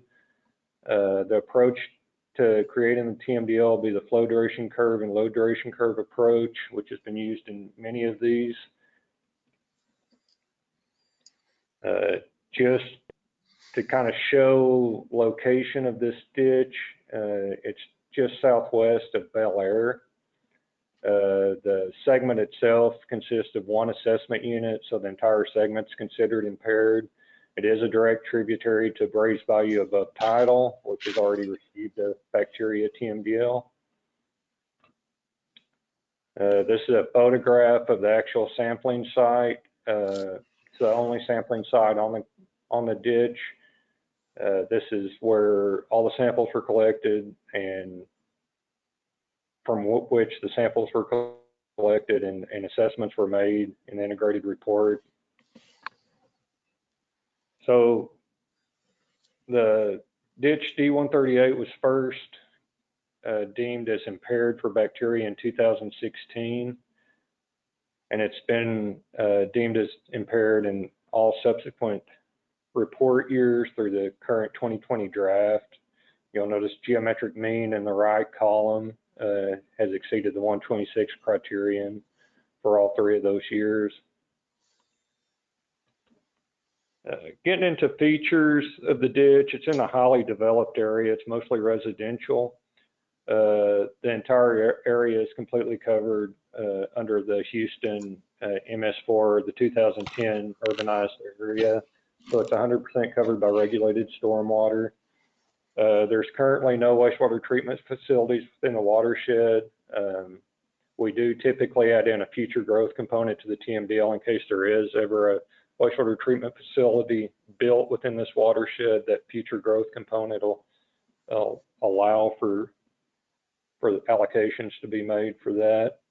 There's also no known OSSFs in this watershed based on the data we have. Land use, again, it's a very developed watershed. We typically use red to show developed. So this is 3 different shades of red. They all mean it's either anywhere from low to high intensity developed. Since we're using the low duration curve approach that relies heavily on a stream flow record, we don't have any actual stream flow data for the ditch, so we have to use a surrogate watershed to develop that record. I've selected one up in Brace Bayou, in the upper portion of Brace Bayou, to act as the stream flow record for this watershed. In order to get it refined down to something appropriate for such a small watershed, a drainage area ratio approach will be used to basically reduce the stream flow values down to something more reasonable. On our second project, this will be for Horsepen Creek, Assessment Unit 1014C01. This will be added into the Buffalo and White Oak Bayous TMDL. And again, the approach used to be flow duration curve and low duration curve approach. This is a picture of the sampling station location. It's the only one on this assessment unit. So this is where all the data was collected that led to the impairment status of this assessment unit. The assessment, or the segment itself, is broken into 3 separate assessment units. 03 and 02 are the upper assessment units. They're not deemed as impaired at this time. The lower assessment unit 01 is the one that we're concentrating on for this TMDL. That's the source of impairment there. That segment is, or assessment unit's been deemed as not supporting contact recreation use. So looking at the integrated report findings, again, this one was first listed in 2016, and in subsequent versions or report years for the integrated report, and you can see the geometric mean has exceeded the 126 criterion for all 3 report years. Within this watershed, there are quite a few wastewater treatment facilities. There's 14 in all. These will all be accounted for in the technical support document and in the TMDL. Waste load allocations will be applied to these. And they'll also be accounted for in the stream flow calculations. So areas under stormwater permit regulation, the area is a little over 3/4 covered within the 2010 urbanized area. So that's areas under the jurisdiction of MS4 regulations. This map just shows where that 2010 urbanized area overlays the watershed. You can see a little over 3/4 of the watershed's covered. Land use within the watershed, again, is very developed. It's mostly the red color for medium intensity and high intensity developed. There are some areas of pasture hay scattered throughout that the GIS layer picked up. And then we have a few barren areas scattered throughout. H-GAC provided us with data on OSSFs within the watershed, and you can see there are a few OSSFs. There's kind of concentrated down towards the actual impaired assessment unit. What we typically do and plan on doing on this technical support documents, the OSSFs are just mentioned as potential sources of impairment. There's not any load allocations or waste load allocations applied to the OSSF. They're just listed as one of the potential sources of impairment since they are present within the watershed.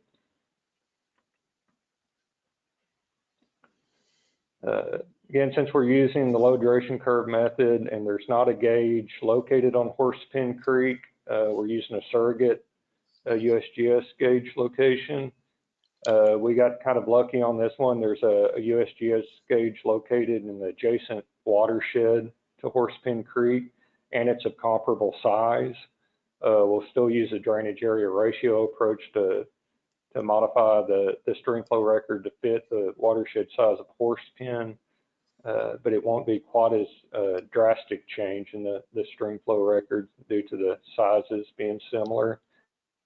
And we'll also account for the wastewater treatment facilities when developing that stream flow record.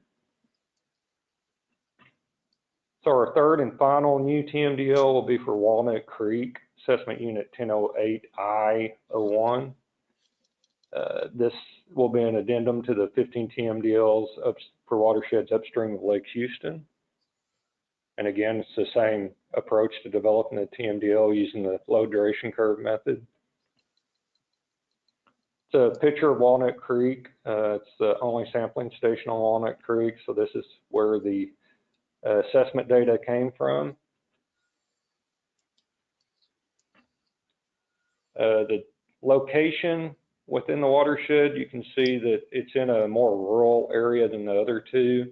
There's some communities that are at least partially within the watershed, Todd Mission, Magnolia, and Stagecoach.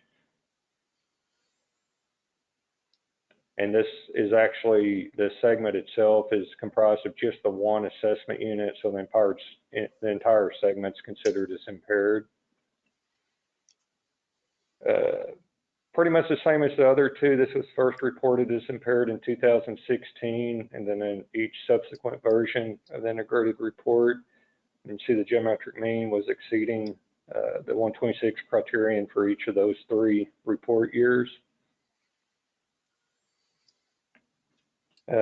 This watershed also has wastewater treatment facilities in it. There's 7 in all. 2 of them are labeled as pending on this map. The most western ones there, Woodhaven Interest and South Central Water Company. These are new facilities. It's assumed that they'll be online in the near future, so they're going to be included in the technical support document and in the TMDL waste load allocation calculations.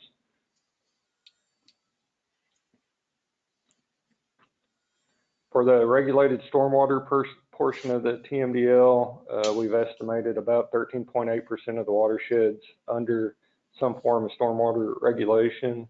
A little over half of that's due to the 2010 urbanized area covering about 3,500 acres of the watershed. Then there's another 3,200 acres that are covered under some sort of construction or general stormwater permits. This map really just shows that 2010 urbanized layer that makes up a little over half of that total stormwater, regulated stormwater area. And as I mentioned, there's other areas that are also being considered that have construction or general stormwater permit coverage. Land use in this watershed, as I mentioned, it's much more rural. In the upper half of the watershed, excuse me, it's mostly forest with some pasture and hay land cover. And then the lower portion has a combination of forest, pasture, hay, and then some low intensity developed areas. Again, H-GAC provided us with information on on-site sewage facility locations. You can see there's quite a few in this watershed, which of course is indicative of it being a little more rural, or quite a bit more rural than other two watersheds. You'll notice a blank area up in Grimes County where we don't really have anything except maybe one OSSF located up there.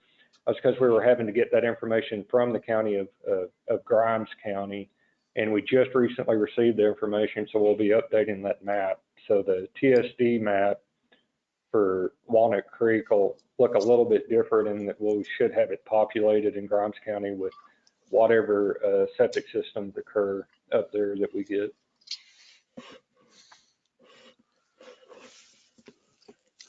So the last map here for Walnut Creek shows the surrogate watershed use, Bear Branch. It's in fairly close proximity to Walnut Creek. Again, we'll make adjustments for wastewater treatment flows and use a drainage area ratio to refine that stream flow record to be something more appropriate for Walnut Creek. So the current status of this TMDL development, there'll be 3 technical support documents TIER will create, and they're to be completed by the end of August this year. Once they're completed and approved, the TSDs will be posted on TCQ's website, and then TCQ will notify BIG when they're ready for public review and comment. And then, of course, TCQ will use these TSDs to develop addenda to be included in water quality management plan updates. So, questions?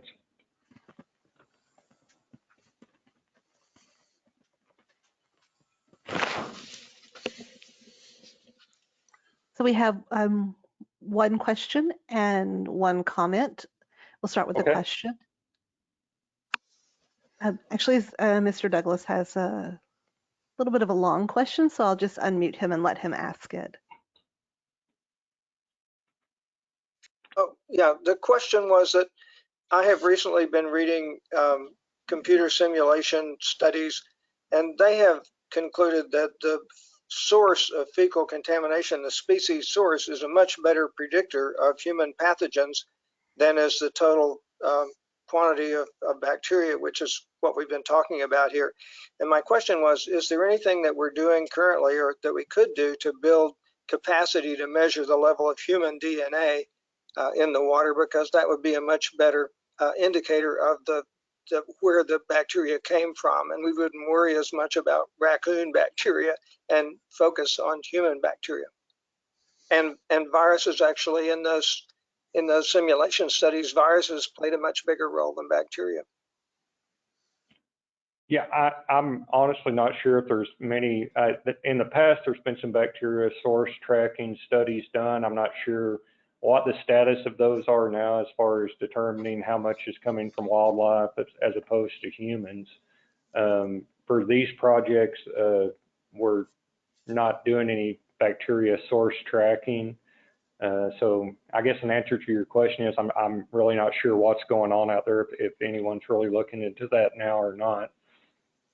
Yeah, my question wasn't really at all bacteria source tracking as we know it. It's don't look for bacteria that are often associated with humans. Look for human poop. And if it came from humans, it will have human DNA in it.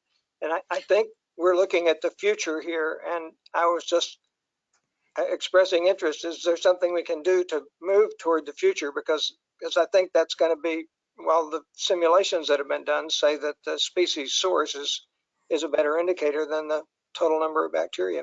And human DNA doesn't regrow in the bayou, so you don't have to worry about that. And Tom, let me step in and just say I think that's something for us to maybe bring to the coordination policy in July. You know, we as we mentioned, or as I mentioned, there's interest in research focus, and I think that's a good topic for us to discuss with regards to research in the future. Thanks. Hey, another question. It might be for Stephen and Jimmy. It is, I hope that H-GAC will be able to incorporate the Grimes County OSSF data into its map. Yeah, I'll speak for this. It's one of the issues we've had in the past. Both Grimes County and San Jacinto County are not in the H-GAC planning area, and we have reached out in the past to those counties to try to incorporate their information.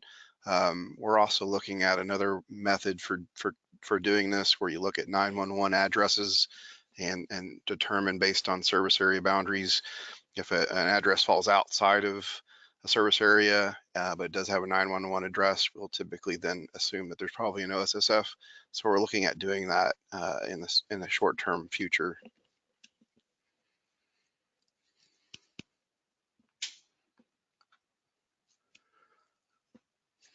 Other questions? I think we probably need to be pushing through.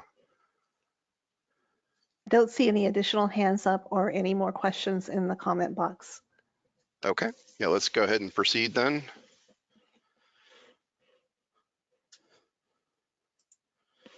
All right, moving on to the next item, item 4, H-GAC water program updates.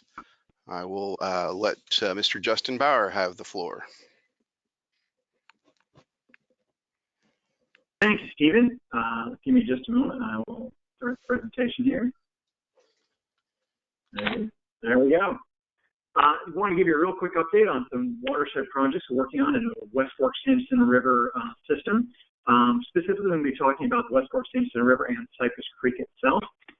These are both projects that we are working on as part of Clean Water Act 319 project funds with the Texas Commission on Environmental Quality. If you look at the map here, this is the entire watershed for the West Fork of the San Jacinto River between Lake Conroe and Lake Houston. We're specifically going to be talking about the system at the top and the bottom. My colleague Rachel Wyndham will be talking about Spring Creek, sandwiched right in between those.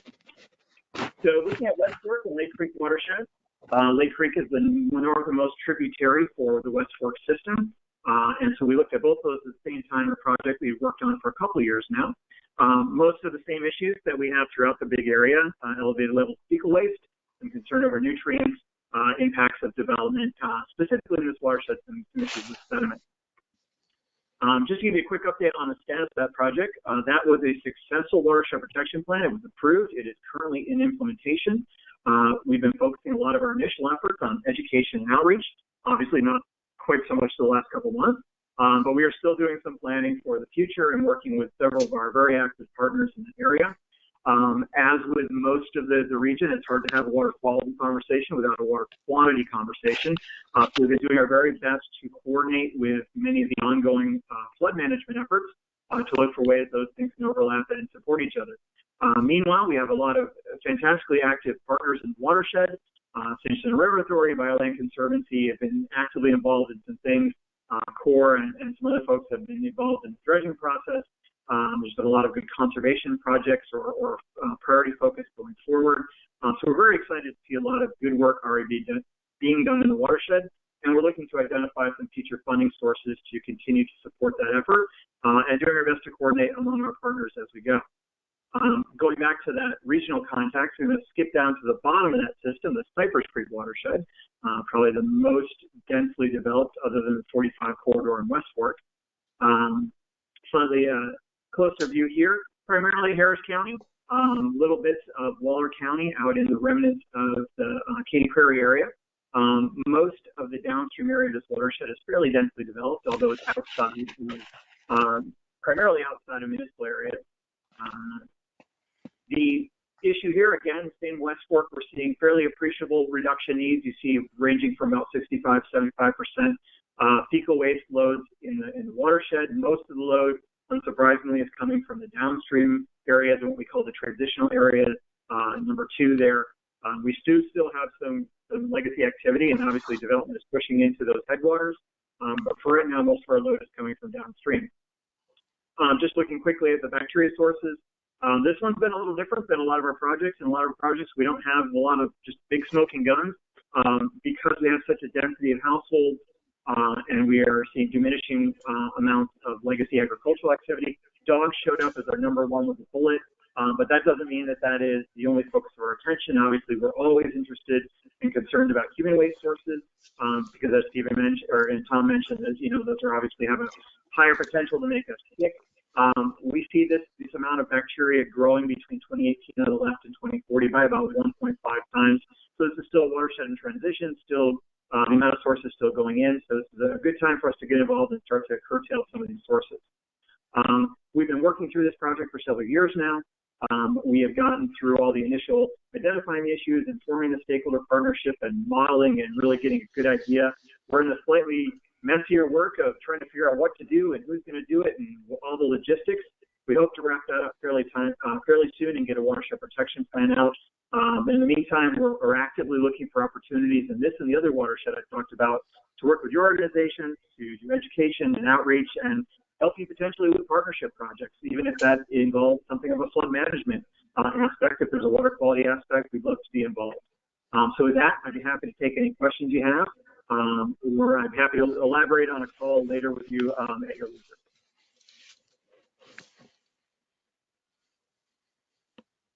And Andrea, do we have any questions? We do not have any hands raised or any questions in the comment box. All right, rather than go back to my slides, if we just want to go to Rachel's.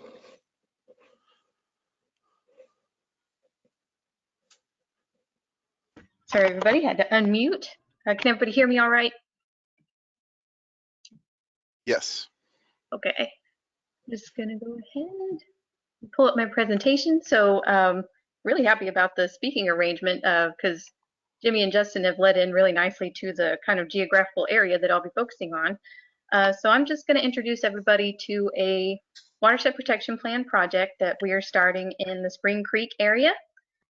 And just to kind of give you an idea of the watershed, all this area highlighted in green represents the Spring Creek watershed. As we've seen in some of these other presentations, Spring Creek runs along the boundary, forms a big chunk of the boundary between Harris County and Montgomery County. And there are also several cities that overlap with the watershed area. The township of the Woodlands is probably the most highly developed area in the watershed. But as you can see, there are many other cities throughout. And just to give you an idea of the kind of land cover in the area, the major takeaway from this slide is to show you that the eastern side of the watershed is more highly developed. Obviously, we've got the Woodlands here and the I-45 corridor on the east side, but as you move west, it's more natural land cover types, so forest, grassland, wetland, and just a little bit of agriculture in the northwest corner of Harris County. And the reason that we're kicking off the project there is because in recent submissions of the integrated report from the TCEQ on surface water quality, it's been noted that Spring Creek and many of its tributaries are impaired for contact recreation. As we know, high bacteria concentrations indicate the presence of fecal waste, and that has been noted in Spring Creek and its tributaries, as well as concerns for aquatic life, including low dissolved oxygen levels and high levels of nutrients like nitrogen and phosphorus. So to address these concerns, we're trying to develop a watershed protection plan. So my organization, the Houston-Galveston Area Council, is working with the Texas Commission on Environmental Quality as facilitators for this project, but really I want to drive home that the most important work on this project is going to be put forward by the stakeholders in the watershed. So we're trying to develop a watershed protection plan with stakeholders that is non-regulatory and will kind of give us a roadmap going forward for how we're going to address these water quality concerns. And again, just really want to drive home that this will be a stakeholder-led effort. So just to kind of describe what the partnership will look like I said, the TCEQ and H-GAC are really acting more as facilitators for this project, and the majority of the work is going to be, or the most important work is going to be put forward by the stakeholders. And we will kind of compartmentalize this general group of stakeholders. So anyone who's interested in this project is welcome to participate. But from that stakeholder group, we're going to kind of break out into more focused work groups to look at specific water quality challenges, and then use the information that we come up with in those work groups to put forward to a steering committee. And again, the steering committee will be comprised of stakeholders in the group that will act in leadership roles to guide the decision-making process of the plan development. So just kind of give you an idea of the timeline for our project. Right now, obviously, we're in the early stages, just identifying what exactly the water quality issues are in this watershed, and moving forward with trying to get in touch with stakeholders in the watershed to form the partnership. So if you haven't heard from me already and you'd like to, I will flash my contact information in just a second here. So once we get our partnership together, that's when we can really get the ball rolling, discuss some of the water quality issues that we've identified, try and come up with solutions for those water quality impacts, and then formalize that in a watershed protection plan document to move forward with implementation. So we hope to get our watershed protection plan together by late 2021. And I guess the first step in that is getting the group together. So we are actually planning our public meeting, our first public meeting, for Wednesday, July 29th from 2 to 4 p.m. And it will be hosted virtually. So for registration details for this meeting, we invite you to join us. You can visit our website. That's at springcreekpartnership.com. And like I said, here's all my contact information. Probably email's the best way to get me, but please reach out with any questions or project concerns, or if you'd like to get involved. All right, thank you, Rachel. Any questions for Rachel? I don't see any raised hands or any questions in the comment box. All right, I guess let's transfer over to Kathy, and I think you can just go back to my slide. Well, good afternoon, everyone. This is Kathy Jansen, and I am the Principal Program Coordinator with the Houston-Galveston Area Council, and I am so pleased to give you a brief update on the Water Innovation Strategies of Excellence Awards. What are the WISE Awards? Well, simply put, they are an awards program that seeks to recognize innovative strategies and projects in the region that can serve as a model for improving water quality. This is an awards program that's overseen by the Natural Resources Advisory Committee, which is an advisory committee to the H-GAC Board of Directors. But you guys at the BIG may more specifically know the WISE Awards as an idea that really germinated with you in the BIG through discussion. How do we find opportunities or ways to really promote some of the exemplary work that's taking place across the region with some entities that may not always get a lot of shine for their water quality work? Currently are eligible to local governments, businesses, industries, nonprofit, educational institutions, and of course, utility districts across the region in 4 counties, or excuse me, in 4 categories. That is planning and policy, education and public awareness, built projects that cost more than $500,000 to install, and built projects that cost less than $500,000 to install. 2020 marked the 2nd year of the Water Innovation Strategies of Excellence Awards, the WISE Awards. We had a little bit of a delayed start. We launched our awards program seeking applications in January, extended the application period into March, and then, as has happened to many of us on many different projects, COVID-19 hit and really threw us for a loop in terms of applications received, scoring, and multiple other factors. However, the judges have completed their scoring. I won't reveal to you who scored what at this point or what the rankings were, because we haven't yet presented those winners to the NRC, which we plan to do in August. I will note that year to year, 2019 to 2020, we did suffer from what I would characterize as a sophomore slump.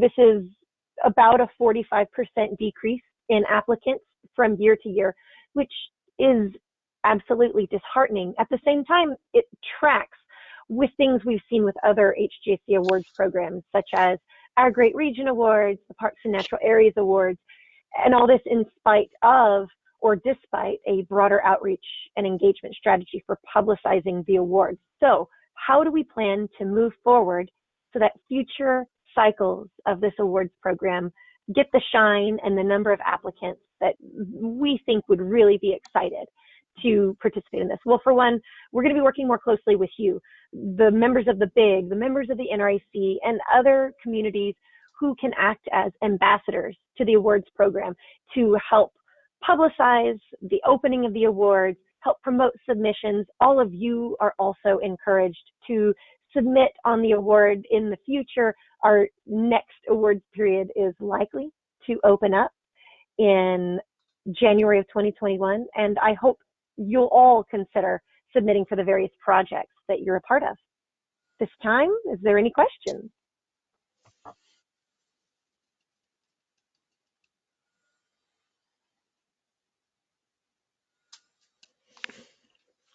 Don't see any questions in the chat box or any raised hands. In that case, thank you, everyone. Great, thank you, Kathy. And we will look forward to having the awardees in the future. Sure, there'll be a award ceremony, and additionally, we'll be highlighting the awardees in our annual report, as well as probably getting Kathy to come back in October to present in the spring or the fall meeting. So again, thank you, Kathy, for your presentation, as well as Justin and Rachel. Stephen, we do have one comment. Okay. It was from Sarah Bernhardt, and she wanted to thank all of the presenters. On behalf of the presenters, I want to thank Sarah for the comment, and we'll be sure to look forward to future updates from this group too. They're certainly well versed in this effort, and I thank them for their opportunities and work in this area. As we're pushing up at 3 o'clock, we'll keep the last part of this fairly simple.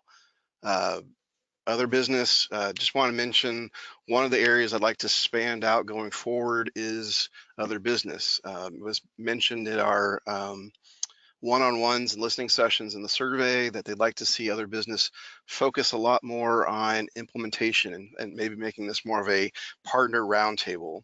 And maybe that was what it was originally. And I'd like to try to start putting a little more time here. And so we'll be working in each of the work groups to try to feel for how we might build out this other section here and get feedback on. As we're running a little bit out of time right now, unless you have something you'd like to add to this, I'm going to put up the slide for upcoming events and give you all a moment to maybe raise your hand if you've got something that you'd like to share to the rest of the BIG and our audience on something that you all are doing for implementation.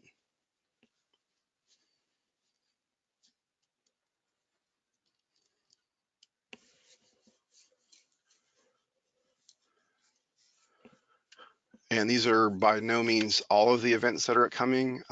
If you have any interest or desire for more information, reach out to me. You have Justin's contact as well as Rachel's contact for her meetings that are coming up. I did not get the July meeting in here. I'll certainly update that as well. But certainly reach out. I can give you more information on any of these meetings and how to get a hold of them. At this point, they are going to be webinar based.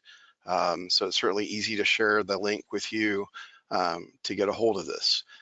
There is one partner meeting on here. That's the Harris County On-Site Wastewater Seminar. And I'll let Danielle mention anything's changed with regards to that date. Give her a chance to speak to that. Hi, at this point, that date is still a go. We are exploring transitioning to a virtual series of webinars, and that will likely be pushed to August. But we're reaching out to our presenters now and confirming everyone's availability. So there'll be an announcement going out about that once that final decision is made in the next week or two. Great, thank you, Danielle. Andrew, was there anything in terms of, did anybody want to share? No one has shared anything in the question box, and there are no hands raised. All right, if there are no additional comments or questions, I'll give you one more moment to do that. I'll put up the final slide here. Just want to note that the BIG is being supported by funding from the Texas Commission on Environmental Quality through their Total Maximum Daily Load program. And I want to thank again and give a round of applause to all of our presenters today. Thank you for your time and effort in preparing for this meeting. Also let you know that I look forward to our future meetings. Hopefully they will also be moving back to in-person meetings, as I know some of you would like to see each other again, and hopefully that'll happen. Additionally, H-GAC is looking at resources for how we might have our meetings be a combination of the two, electronic as well as in person, and how best to do that in such a way that those who are on the website of things can feel a part of the meeting. So we're working on that process as well going forward. But I do want to thank you all for your patience with us as we move to these webinars. I know it's not, all the kinks aren't quite out yet, but we're certainly trying to make it as smooth as possible. With that, Andrea, is there any other comments before we close this out? Just a couple of thank yous and great updates from some of the members. All right, excellent. Again, thank you all. Look forward to meeting with you in the future. Again, look forward to my announcements for upcoming technical work groups, as well as the coordination of policy in July. I'll get those out this week. And with that, I will be closing Stephen, out. we had a really important question. Yes, go ahead. Super important. Whose dog is that? That dog, I do not know. This is one of our slides that we have for one of the regattas that were done about 10 years ago, I believe. Oh, so that dog probably belongs to that guy. I would assume so. Not my dog. Okay. My dog's the first one, the one on the first slide. All right, thank you. Thank you all again. Y'all have a great rest of the day.